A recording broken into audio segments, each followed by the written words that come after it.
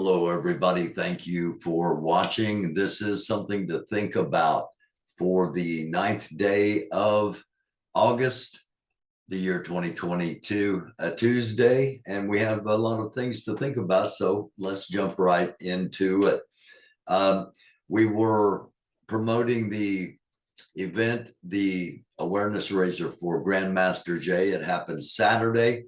I've got video of the event, but there is copywritten music. So what we have is a still from the video. This is DJ1 from New York City. He flew down and provided the entertainment for the event. The event was a success.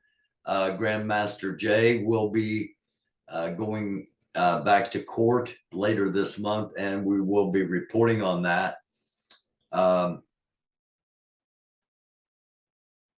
Wait a minute, I've got the wrong. There we go. A Mississippi grand jury has declined to indict the white woman whose accusations set off the lynching of Black teenager Emmett Till in 1955. This news comes after revelations about an unserved warrant and a memoir from the woman. So that happened earlier this afternoon, and to my understanding, there is a protest being formed, probably in process now, on the way to the woman's house in her neighborhood.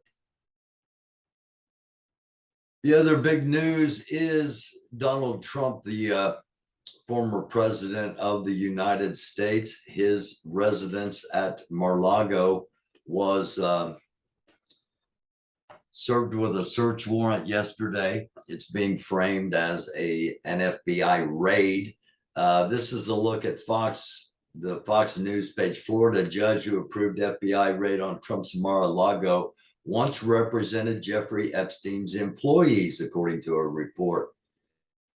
What it doesn't mention is that the judge was appointed by Trump himself in 2018.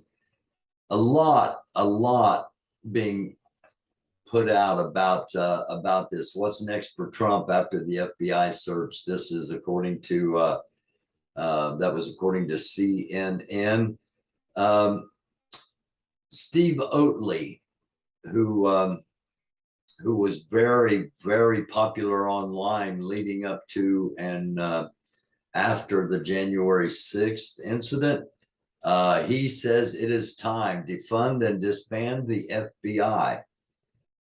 The FBI is basically the Federal Bureau of Investigation, the police, part of the law enforcement of the federal government.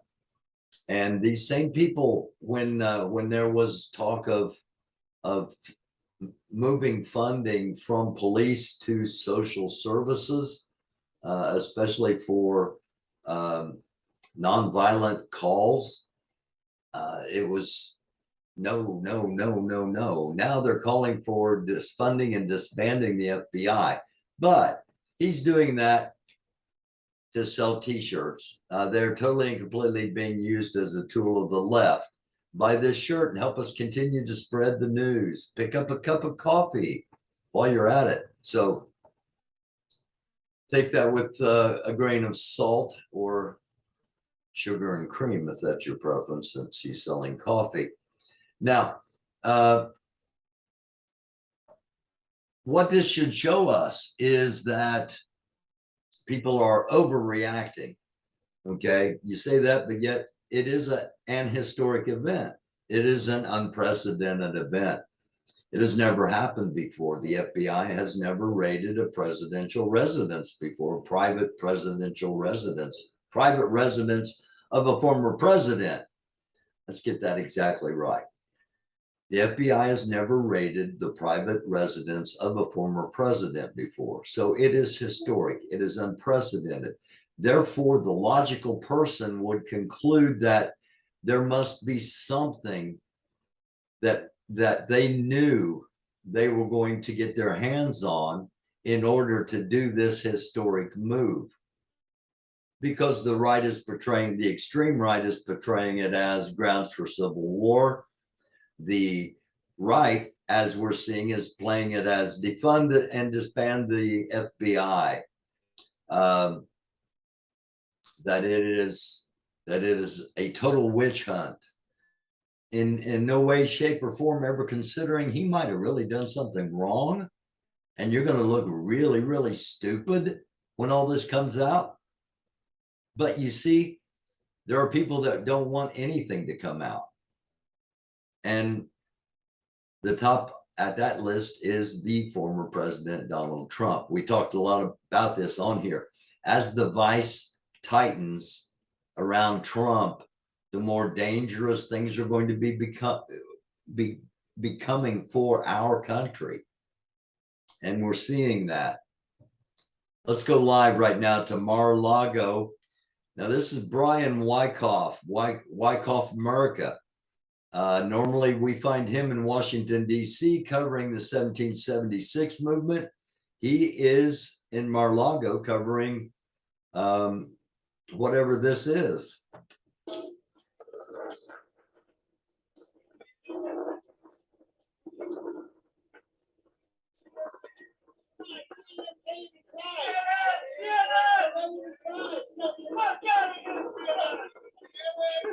Okay, CNN rented a van, and they were talking about it earlier in the feed. That's why I know CNN rented a van.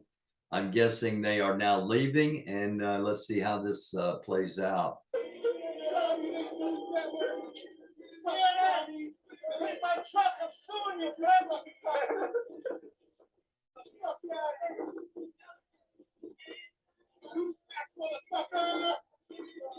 Apologize for that language, but you get an idea of the people that are down there in support of Trump blindly, because this would not have happened had there not been significant evidence, and more than likely somebody really close to Trump has rolled over on him and has told the federal investigators what he has in that, what he had before the FBI got there. The word I get is that Trump himself packed these 15 boxes, and his staff did not even know, most of his staff did not even know he had taken them from the White House. So we'll see how this plays out. The other thing we're concerned about is the coronal mass ejection that is potentially on its way. It is on its way. It will be here tomorrow. We saw it explode. We saw it eject. It appears that the ejection is not a dense mass of plasma that will cause a lot of damage. So that is a positive thing.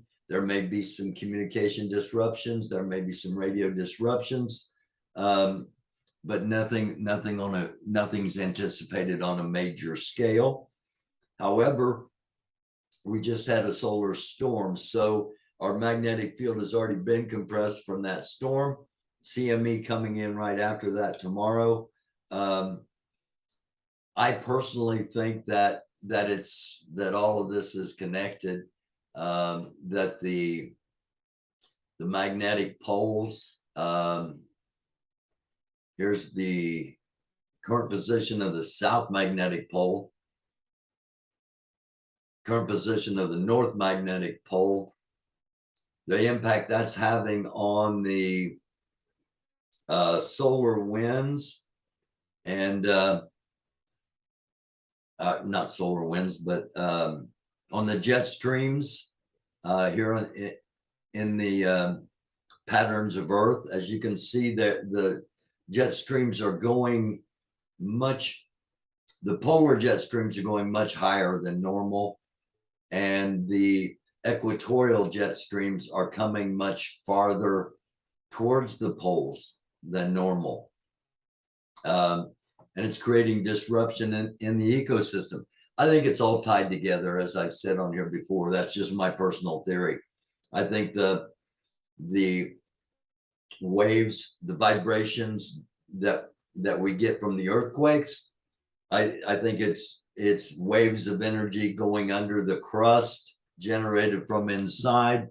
And when you combine it with the magnetic field, with the disruptions we're seeing here in the jet streams and in the wind patterns of our planet, and you put a solar event, the incoming coronal mass ejection on top of all that, if I'm right, and my theory is that all of these things are intertwined, they're all connected, they're not all separate systems as science likes to make it seem now. I think it's all connected. And if I'm right, coronal mass ejection comes in tomorrow, and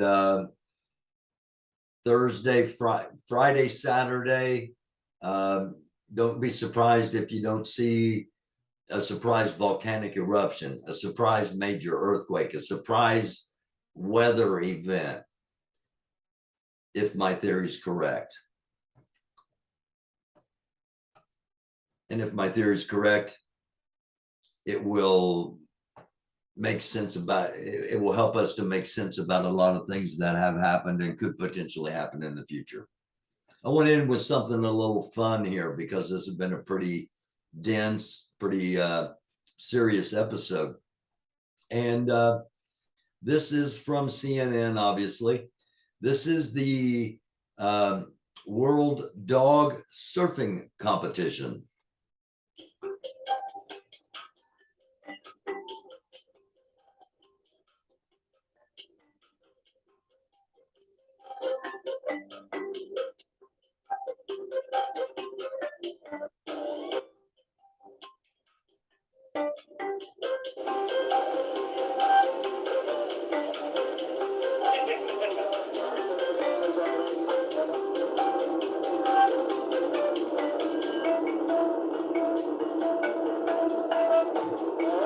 Knows what to do, and we do pretty good most of the time, and we have a good time doing it.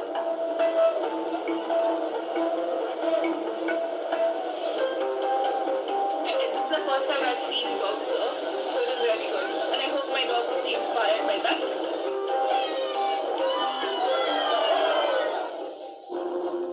All right.